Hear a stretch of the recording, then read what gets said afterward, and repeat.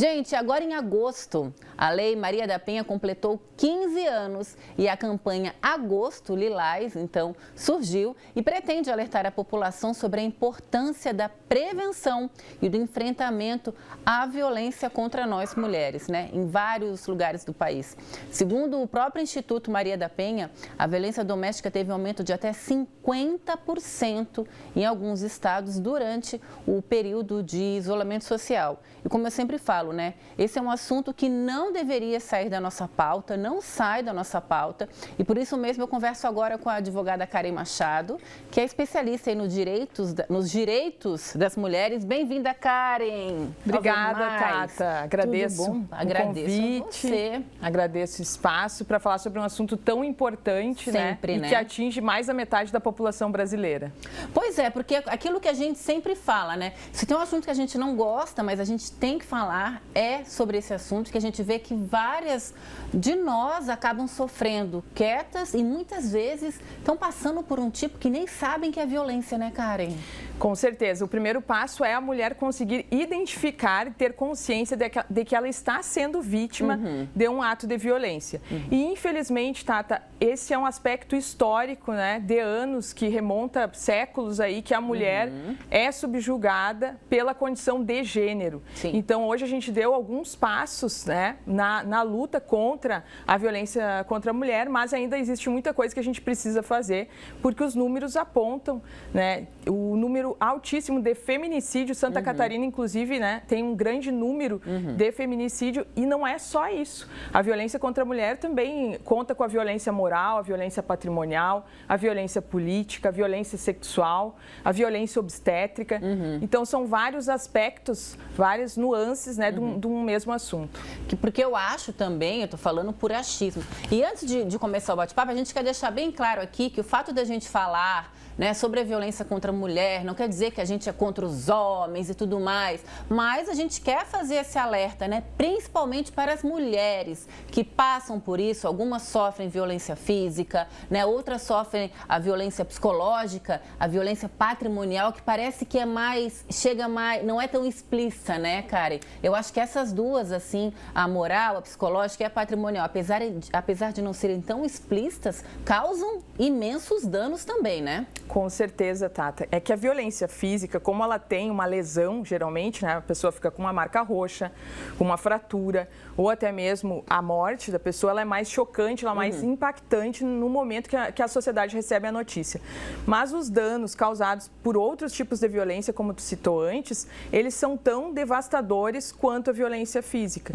E muitas vezes acaba o relacionamento, mas a violência continua. Por exemplo, quando o ex-companheiro ou ex-marido usa a criança, para causar uma série de situações ali. Então, às vezes não acaba com o término do relacionamento. Então, é algo realmente muito nocivo e que atinge muitas mulheres, e não só as mulheres, porque isso reverbera na família e na sociedade também. Exatamente, E quando a gente fala, Karen, que é uma coisa que me preocupa, assim, quando a gente fala que, por exemplo, a violência aumentou 50% agora no período do isolamento, a gente está falando das mulheres que sofreram algum tipo de violência e que vão fazer a denúncia, Isso. Fora todas as outras que ficam caladas. O estar caladas, tu que trabalha com mulheres, assim, geralmente, por que elas não conseguem externar, não conseguem fazer uma denúncia? Muitas vezes, Tata, é sentimento de vergonha, sentimento de humilhação, de medo. Muitas mulheres não fazem a denúncia porque temem que haja uma represália contra elas na sequência do registro do boletim de ocorrência. Muitas vezes a mulher tem receio de repetir aquela história na delegacia, porque ela vai novamente passar por aquela situação. Vai ter que ficar de frente com o agressor muitas vezes? Às vezes tem o risco, ela teme. Existem formas da gente evitar isso, mas às vezes é possível que ela fique de frente. E a violência violência, com certeza existe muita subnotificação, como tu mencionou. A gente, aqui na nossa região, tem casos, né, de violência contra criança. Não é só a mulher adulta, a gente precisa lembrar aqui das crianças. Eu tenho recebido muitos casos de crianças que são vítimas de violência sexual e pesquisas apontam que mais de 70% dos estupros acontecem dentro de casa, por familiares, vizinhos, amigos, padrastos. Então, isso é muito sério. As mulheres camponesas também, né, que muitas vezes são silenciadas, que estão mais distantes, né, dos recursos urbanos para a denúncia. Então, aqui a gente precisa lembrar delas também. E realmente existe assim, isso são fatos, né? Fatos, números apontam que as mulheres constantemente sofrem. A questão trabalhista também, né? A questão de diferença de salário ainda é algo né? presente. Estima-se que vai levar 136 anos para que haja equiparação entre homens e mulheres no mercado de trabalho, no Brasil, né? A gente vê que de uns tempos para cá, você que está em casa já passou por alguma situação, não precisa se identificar, mas já passou por alguma situação, tem algum tipo de dúvida, algum tipo de pergunta, não se acanhe, mande aqui pra gente, que na medida do possível a gente responde. E a gente vê, Karen, que de uns tempos para cá, as próprias mulheres começaram a criar a sua rede de apoio, do empoderamento. As mulheres estão se sentindo mais fortes para poderem fazer essas denúncias ou para baterem de frente, e geralmente os agressores são maridos, são chefes. Como é que funciona essa relação? Na verdade, Tata, nós temos uma sociedade que ainda tem um machismo, né? Então, isso não significa que os homens são machistas, mas todas e todos nós. Tem mulher que é machista, né? Tem. Então, assim, é algo que a gente precisa desconstruir e construir novamente. Na medida que a gente avança, que a gente estuda, que a legislação avance e principalmente que as mulheres ocupam espaços na sociedade, espaços de decisão, isso começa a se movimentar e começa a haver um combate verdadeiro à violência contra a mulher.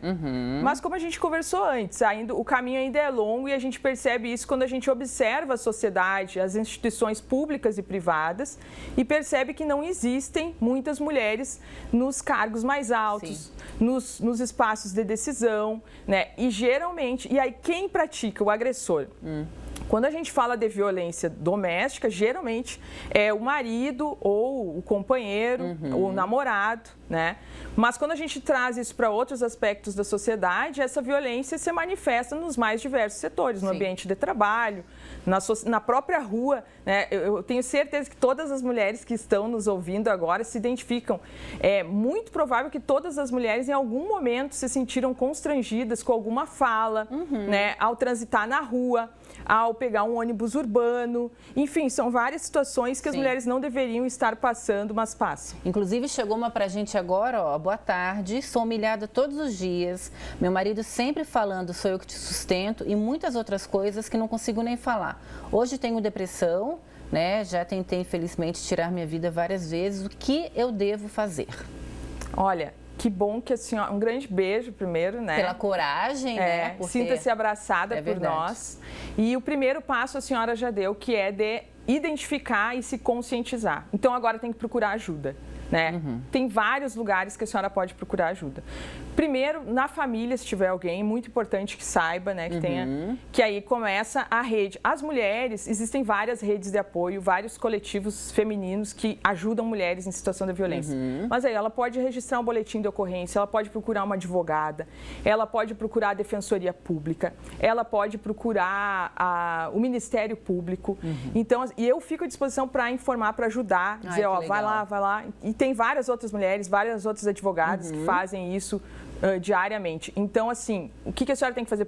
Uma psicóloga. É bom. Uma psicóloga é muito importante, é uma profissional que faz toda a diferença nesses momentos, porque é muito difícil de se desvencilhar, Tata, sabe? Porque às vezes existe uma dependência econômica. A mulher não consegue, ela precisa se sustentar. Mas, assim, existem redes que, inclusive, colocam a mulher no mercado de trabalho. Então, isso ajuda bastante. Além disso, às vezes existe uma dependência psicológica. Emocional. Né? Então, a pessoa... Existe uma síndrome que a pessoa que sofre um abuso, ela sente uma certa paixão pelo agressor. É a síndrome de Estocolmo, né? Que a pessoa acaba... normalmente isso acontece com sequestradores. Sim. Mas isso também... Existem aspectos, né, semelhantes no caso de violência doméstica. Né? E aí a mulher... E eu atendo casos, gente, que não é... Às vezes a pessoa pensa que é só alguém muito humilde economicamente. Não é. Eu já atendi, assim, muitas pessoas estudadas, inclusive, tem um caso que me chamou muita atenção, a pessoa fazia doutorado, era uma pessoa instruída intelectualmente e ela estava, assim, realmente muito abalada porque o marido falava coisas que minavam a autoestima dela. E no momento que mina a autoestima, ela acha que ela não consegue sair o que está acontecendo aqui, né? E aí vieram alguns comentários bem interessantes. Um aqui veio aqui, ó. Acredito que isso da violência vem do ensinamento dos pais, porque os meninos já vêm de berço vendo a violência e, querendo ou não, passando adiante. Por exemplo, sábado, minha filha de 7 anos foi dar uma volta de bicicleta, o pai foi atrás e 2 meninos de 12 anos começaram a chamar ela de gostosa. Uma criança de 7 anos. Aí ela falou, aí se você vai conversar com os meninos, muitas vezes os pais acabam tapando o sol com a peneira. Ah, mas é uma brincadeirinha, são crianças. Quer dizer, isso já vem desde pequeno? Vem, Tata, e realmente são momentos em que precisa haver a correção da conduta, da atitude, porque como eu falei anteriormente, com certeza toda mulher que está nos assistindo já passou por algum momento assim que é constrangedor, isso pode causar traumas, isso pode de alguma maneira repercutir no psicológico, né, e prejudicar. E a violência, quando ela a Lei Maria da Penha, ela protege não só a mulher adulta, mas a menina, a criança também. Então isso é importante, se tiver alguma criança em situação de violência, ela tem o direito também de pedir as medidas protetivas e inclusive a prisão do agressor. Então é um instrumento muito importante. É uma coisa que eu sempre falo para as pessoas que não entendem, né? Provavelmente uma mulher andando na rua à noite, se ela vê, por exemplo, 3 homens, já bate um apavoro, né? Já. Se um homem está sozinho na rua e vê 3 mulheres à noite, é bem capaz dele cantar as mulheres e as mulheres ainda assim ficarem com medo. Então já é uma coisa que infelizmente a gente já incorporou, né, Karen? Sim. Essa proteção, esse receio, esse medo. E essa cantada, né, ela é algo que também pode configurar uma violência psicológica. Então, a menos que a outra pessoa dê o consentimento, né, é proibido que alguém invada a privacidade, invada a intimidade de alguém, principalmente de alguém que ele não conhece e que não sabe se está receptivo ou não para aquela fala, né? Então é importante primeiro haver sempre o respeito nas relações, né? Independente de conhecer ou não, principalmente se não conhece. Sim, e as mulheres são muito vítimas também hoje da questão de vazamento, né, de fake news, de vazamento de imagens, nudes. Então, tem uma série de coisas também que acontece e que são muito lesivas. Muitas cometem suicídio, né, e isso é um crime. Então, por exemplo, espalhar fake news, espalhar mentiras pode configurar calúnia. O que é calúnia? Calúnia é um crime, então tem que registrar um boletim de ocorrência, que é quando alguém imputa falsamente um crime a outrem. Ou seja, diz assim, fulana fez tal coisa, que é um crime e não é. Além disso, tem a difamação, que é aquele crime que, mesmo que não seja uma mentira, mas ficar difamando, ficar falando mal da pessoa, isso também é um crime e deve ser registrado no boletim de ocorrência. Tem muitas mulheres que sofrem com isso também. Ó, tem uma outra aqui, ó. Boa tarde, a minha pergunta é a seguinte: meu marido sempre me diz que é ele que me sustenta e que não tenho direito a nada. Faz 6 anos que estou com ele, tenho uma filha de 3. É verdade que eu não tenho direito a nada? Todo casamento ou união estável, se o casamento for naquele regime que onde eles dividem os bens, ou na união estável, a mulher tem sim direito a metade dos bens que foram adquiridos durante a constância do casamento. Além disso, os bens dela são dela. Eu não sei se ela trabalha ou não, talvez ela não trabalhe. É importante que a mulher conquiste a sua independência econômica, tenha o seu próprio trabalho para que ela possa se sustentar. Mas no que tange ao casamento, ela tem direito a metade dos bens que eles adquiriram juntos.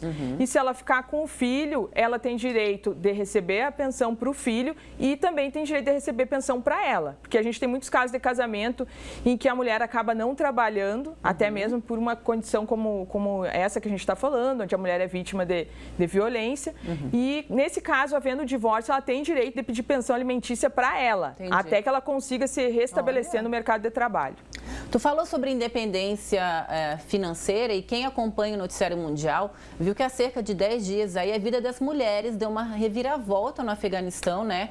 Com a retomada do Talibã ao poder e todos os direitos que elas haviam adquiridos nos últimos anos simplesmente desapareceram, gente, de uma hora para outra. Para se ter uma ideia, as mulheres são proibidas de estudar, trabalhar e só podem sair de casa acompanhadas por um homem. Daí você pensa, né? Ah, mas essa situação é muito diferente da nossa realidade. Mas então pensa aí, e se fosse com você? Se de uma hora para outra você não pudesse fazer nada disso. Isso são direitos das mulheres que foram adquiridos e que sumiram na nossa realidade, né? A gente sempre tem que estar se policiando também, Karen, para que esses direitos tão recém-adquiridos não se percam de uma hora para outra ou vão se perdendo gradativamente? Ótima observação, Tata. A Simone de Beauvoir fala que basta haver uma crise para que os direitos das mulheres sejam retrocedidos, sejam retirados. Hoje no Brasil vivemos um momento, falo isso com a maior tranquilidade como professora de Direito Constitucional, mestre em Direitos Fundamentais, vivemos um momento de retrocessos no que tange a direitos sociais e também direitos individuais. Então é muito importante que sim, a gente fiquemos atentos, toda a sociedade, porque o que a gente quer é que todos e todas estejam bem na nossa sociedade. Exato. Quanto a prosperidade, ela é algo abundante. Todas as pessoas podem ter o mínimo, pelo menos, de dignidade no nosso país. Então, no que se refere especificamente à mulher, hoje sim, também estamos tendo uma afronta aos nossos direitos, né? Isso está muito claro com os números, né? E o que aconteceu o Talibã, ele é um grupo fundamentalista e nacionalista, que há 20 anos atrás já tinha o poder, ficou 20 anos fora, e é muito grave porque eles impedem as mulheres de estudar, eles obrigam meninas a se casarem, né? E o que havia no Afeganistão era praticamente um apartheid de gênero lá em relação às mulheres. Então, por isso, todo esse pavor de quererem, de não quererem ficar lá. E acho que é muito pertinente esse paralelo com o Brasil. Por quê? Porque a gente só vai ter os direitos das mulheres respeitados se a gente tiver uma democracia forte. É verdade. Né? E o Brasil, historicamente, ele já teve vários momentos de altos e baixos democráticos. Né? Então, a nossa Constituição que restabeleceu a democracia é de 88. Muito recente, né? Então, a nossa democracia é jovenzinha. Então, a gente precisa cuidar dela. E o que significa cuidar da democracia? Significa cuidar das instituições democráticas. Exato. Não significa que elas não tenham problemas. Elas têm problemas, a gente tem que fazer a crítica, tem que tentar melhorar. Mas a gente não pode, por exemplo, querer acabar com as instituições democráticas. Quais são elas? Só para dar um exemplo. Vamos pensar nos 3 poderes, executivo, legislativo e judiciário. Então, a gente precisa desses 3 poderes, a Constituição determina que eles são independentes e harmônicos. Para que eles cuidem da gente, dos nossos direitos, né? Para quem, para você que está pensando... Gente, o direito ao voto feminino é super recente. A lei do divórcio, né? O salário... Como é que é quando a gente fica grávida e a gente pega licença maternidade? São coisas que são nossas por direito e a gente precisa cuidar sim para que não se percam, né? Então, para a gente finalizar, para a gente prestar atenção aos nossos direitos, a gente não tem que também simplesmente ficar vendo a vida acontecer. Tem que se impor sim, né? Seja participando de ONGs, conversando com pessoas, porque, gente, não dá para retroceder, né, Karen? Não podemos retroceder. É importante que as mulheres participem, porque nós somos um grupo muito numeroso, né? Sim. E as mulheres, tanto quanto os homens, são tão importantes para a gente, para serem agentes de transformação social, para melhorar a nossa sociedade, né? Hoje nós temos legislações novas que têm melhorado a condição da mulher e a gente precisa garantir elas, como a Maria da Penha.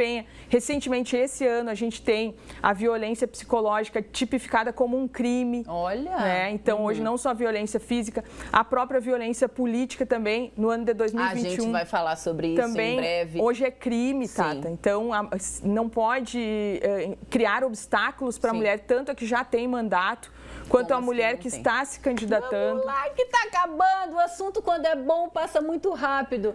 Karen, te agradeço muito, muito, muito obrigada.